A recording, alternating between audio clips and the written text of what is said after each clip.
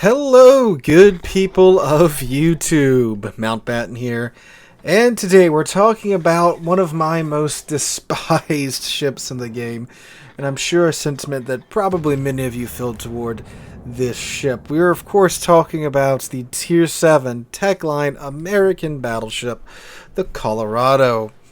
Now, the Colorado is in such a weird place in game, which makes her one of the most painful ships to grind through, especially considering at Tier 7, a lot of the other battleship lines are starting to get their fast battleships. Not like battle cruisers, but they're starting to get faster battleships. Battleships that can break, 24, 25 knots. But here we are with the Americans with the Colorado that's still, nope, 21 knot top speed with the tailwind behind you too. So, God, I have a lot to say about this ship today, but looking at the real-life history of the Colorado class, since the Techline ships are supposed to be the class themselves and not the individual ship, we won't look at the individual history of the Colorado too much, but there were 3 ships in this class. Well, supposed to be 4, but one got canceled. So, the Colorado class battleship was the last standard battleship that the U.S. Navy built before the Washington Naval Treaty. And the Washington Naval Treaty was an agreement between the major naval powers around the world to stop production of these large battleships and such. So this is why in many of a case, if you're going down the history of a lot of navies, you'll see from like World War One to World War Two, you have these ships from like 1910 serving all the way into the 40s and such because of that treaty.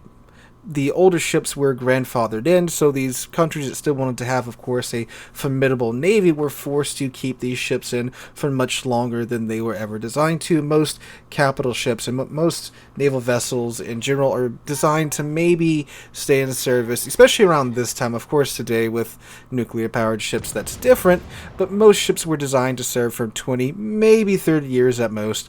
But you can see you have a lot of these battleships like the Colorado that were, of course, started in the 19 teens and served into the 1940s. And you can even look at ships like the Texas and stuff that were built in the tens and then built and then served into the 40s and such, much longer than they were ever designed to. And then, of course, you got the Iowas, and that's a completely different story. But anyway, because of the Washington Naval Treaty, these ships were kept in service along with many of the super dreadnoughts and standard type battleships of the U.S. Navy. 4 were originally planned. The Colorado, the Maryland, and the West Virginia were laid down and completed. The Washington was around 75% complete when she got canceled under the terms of the Washington Naval Treaty, and she was sunk as a gunnery target in 1924.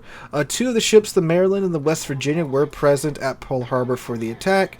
Both of them were refloated. West Virginia actually managed to settle kill-on in the harbor, so she was quite easy to refloat, just like the North Carolina, thanks to her damage control crew's excellent counter flooding. All 3 ships were, well, of course, except for the Colorado, repaired and then went to sea service in the Pacific Theater. Colorado was back in California during the time of the attack, and she patrolled around San Francisco under the guise of protecting the city from a Japanese attack. Well, under the guise, like I say, that was a trickery. That's what she was actually doing. Wrong vocabulary word there for today, children. But anyway, so all 3 ships went on to serve during the war, and they were all decommissioned and scrapped after the war. Now, the Colorado end game is, God, it's a ship with some guns. It's designed for battle, but it is an absolutely miserable battleship to grind through. Colorado is, I think, the point at which many players on the North American server decide it's time to dip into their wallet and buy a little bit of premium time to get through, because the grind really is that bad. Now, she's been buffed a little bit since the olden days, but good lord, this ship is a pain to get through. Now, she is equipped with 16-inch guns, which is very good for a tier 7 battleship to have, of course. I mean, shoot, there's a lot you can overmatch when you are top tier. That also means when you do get double up tiered inevitably to the tier 9 games, you still have the same caliber guns that a lot of tier 9 battleships do have. That's pretty good. Everything else about this ship is absolutely terrible. The gun caliber is literally the only good thing that this ship has going for it. And yeah, that's it. That is absolutely it with this ship, in my opinion. Let's go through her stats real quick before I get too much into it. So her armor layout, this is, of course, standard battleship at tier 7, so you have 26mm nose, and she's absolutely coated in 26mm of armor. And you can surmise that, yes, this ship does eat every little bit of HE that gets thrown at it when it does get double up tiered into a tier 9 game. You remove her quite substantial armor. She does have a citadel that is below the waterline, and truth be told, this is a fairly hard ship to citadel thanks to just the absolute layers upon layers of armor and the kind of spaced armor effect going on with the torpedo bulges there. So she is a hard ship to citadel. But again, being absolutely coated in 26mm of armor means that, well, when you get a double up tiered, you're going to get overmatched by just about every tier 9 battleship that has a standard caliber for their tier. And of course, HE is just going to have its way with you from DDs, from cruisers, from CV ordnance. So yeah, now her guns, she gets 8 406mm guns that are of a 45 caliber. And 2 turrets forward, 2 turrets aft. They have a base reload time of 30 seconds, a 180-degree turn time with the commander build that I'm running of 37.5 seconds, maximum dispersion of 278 meters, and a maximum range of 21.8 kilometers with the artillery plotting room mod 2 mod installed, which is the special American mod that only the American battleships can equip. And what this does is it increases your firing range by 16%, increases your secondary firing range by 5%, and decreases your maximum dispersion on your secondary guns by 5%, but does not decrease your main guns dispersion like the normal aiming systems mod 1 mod does. So you can't take that mod even if you wanted to, thanks to the special mod. Now the special American mod does make up for it once you get to higher tier ships, where you can slot in the last mod, which is the Artillery Plotting Room Systems mod 2 mod, which gives you an 11% boost to your dispersion. It's what helps the American battleships have such a consistent dispersion, but you can't do that here in the Colorado. So yeah. Now, the HE shells have a 36% chance of causing a fire on the target. They do 5,700 maximum damage. They have 68 millimeters of pin, and those come out the tubes at 830 meters a second. You won't really be firing HE too much in this ship because it does have 16-inch guns. You can overmatch pretty much, again, any heavily armored ship that you come across until you get double up tiered. At that point, yeah, you might need to start slinging some of that. The AP does a maximum damage of 12,400 and comes out the tube at 768 meters a second. Nice and slow, like all the other 45 caliber American guns are. AA with the B-hull equipped, you have an A rating of 68. It's nothing special. Maneuverability, God, with the speed flag on, you can go 22.1 knots if you sail in a very straight line for a very long time. And this is where my main gripe is with the ship. If they would tweak this a little bit, I think the ship would be a lot better. Something just fell behind me. I hope it's not the ghost of whoever designed the Colorado coming to... Oh, it's Yami being a cat. Okay, I apologize for that. But anyway, she has a 14.2 second rudder shift time, and this is an American Dreadnought battleship, so she does get the improved American Dreadnought battleship speed bleed in the turn. The American battleships, since I guess Wargaming did have some pity on how slow these things are, they bleed less speed in a turn compared to other Dreadnought-style battleships. So they are pretty darn maneuverable, and again, hold their speed in a turn well, which does help them, because, good God, if you drop down to like 18 knots every time you touch the A and D key on this ship, like other Dreadnoughts do, I would probably have punched my monitor a couple of times when grinding through this thing. Concealment with the commander skill, because you can't fit the module, 14.6 kilometers. Now, her consumables, you can mount fighter or spotter. You do have the heal. Now this is one thing that was buffed after I got through the Colorado. They gave her what is now the improved American battleship heal. You regen 469 hit points per second, is active for 30.8 seconds, reloads in 80 seconds, and you get 5 charges of that. Damage cost, the American battleship damage cost, so 22 second runtime and an 80-second reload time. Alright, so all that on this very slow, very frustrating battle wagon. So it feels like they, and of course, they had to do this because it is a Colorado class. They did place it at tier 7 because I don't think you could have a Colorado at tier 8. It just wouldn't work with the speed. They obviously had to balance her around her guns, and truth be told, when you're top tier in a match, it's a pretty sweet ship. But the issue is tier 7 matchmaking isn't great. The match you're watching in the background right now was the 6th match I played in this ship. Trying to get some background footage for you guys. 5 of those matches I was in tier 9 games. No. 4 matches I was in tier 9 game. I had 1 match in a tier 8 game, and then 2 matches in tier 7 games. The first tier 7 match ended in 5 minutes. The one you're watching right now actually went on for a pretty decent time. It was a pretty darn good match. And you can see the dispersion in the background right now. It is incredibly frustrating. I mean, it is a tier 7 battleship, but the only thing that really keeps it in there is that she does have 16-inch guns, and when you do miss most of your shells and you get 1 or 2 to solidly connect, you're doing like 8k a salvo there. And when the shells do actually connect, oh man, you are doing some serious damage there. And against other battleships, Colorado is pretty decent, especially when you're seeing same tier or lower battleships. Lower tier battleships, you just don't care about their armor because you have 16-inch guns and you just land 3 or 4 shells on them and you're doing like 12k a pop to them, which on a tier 5 battleship, that's probably about a third of their health.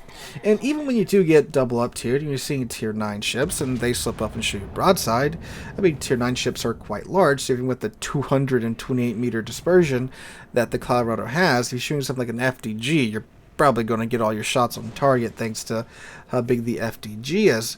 So I can live with the guns, and again, when you're top tier, they're actually pretty sweet.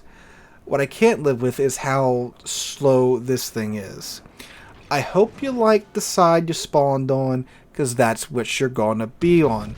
This thing is far too slow. This thing was far too slow back in the day to go from one cap to the other cap in a meaningful time. But now when we have matches ending in 5 minutes, 6 minutes, 7 minutes, seemingly all the time now with the oddball game like this one every now and then, you aren't going to be able to even get to the other side if you want to with how slow this thing is.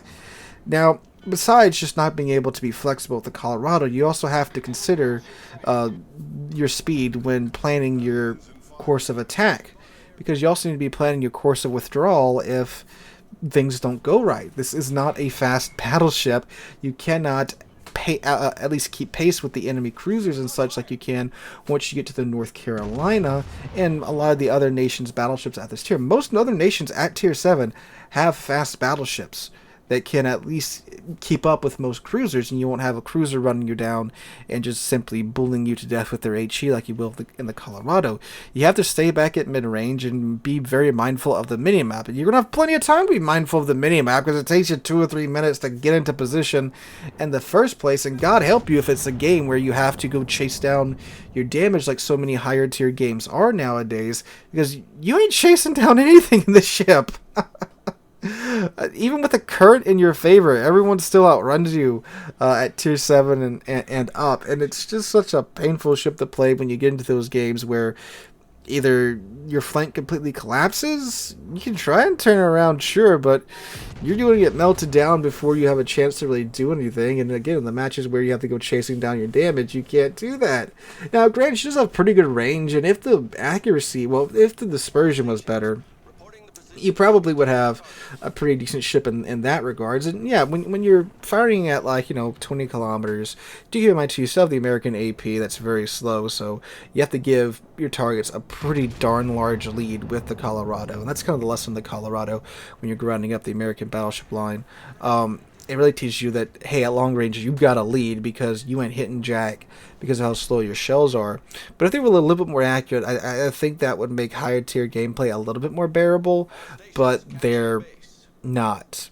At the same time, too, when you're at higher tier, you have to take shots at 24, 25 kilometers at times if you want a chance of doing anything because of course, you've got to do something in the game to make some XP and credits and get out of this ship. But yeah, the ship's just so miserable, and wargaming is so just hell-bent on not bumping the ship's speed up because historically its top speed was 21 knots. That's very true, and it's a very weird thing when it comes to speed with wargaming. They are willing to bend so many other factors about ships in this game, but speed's like, no, unless you're a submarine, right? Which is probably a few comments that are probably going to be made in the comment section. But just speed is such a hard-locked figure. They decreased the Yamato's top speed when it was finally, I think, revealed through some documents that they uncovered that the top speed was actually 27.5 knots, not 28 knots, and they docked it by half a knot to make it historically accurate. But yet, of course, we have ships that turn on a dime, stop on a dime. These ships do not take their full distance needed to speed up and things like that. But if they would give this ship like a 25 knot top speed with the speed flag, give it an additional upgrade, a planned refit. Like there's so many planned refits in quotation marks in this game that of course never took place. A planned engine upgrade to the hull, that would be so much better. It would be so much more comfortable to play this ship if it could go 25 knots with the speed flag. But nope, we are stuck here in 21 knot land with the Colorado. If you are grinding through it, it is understandably frustrating, but we have ops returning now, so you can grind her in the ops, and if you go through for the first time, you can get a pretty good payday there. So you do have that option. Other than that, guys, if you are going through the Colorado grind, just stick with it. You got a really sweet ship coming after it with the North Carolina, one of my favorite ships in the game, that I probably will actually be doing a video on here, hopefully in a couple of days. But what's really funny, too, is that going from the Colorado to the North Carolina, so many players get in trouble with the North Carolina speed, because from past tiers, from Tier 3 to Tier 5, you're so used to just, slamming W up to the max and leaving it there because your ship only goes 20 knots. But once you get some actual speed with the North Carolina, you see a lot of new North Carolina players overextending by quite a bit because they're not used to that speed just yet.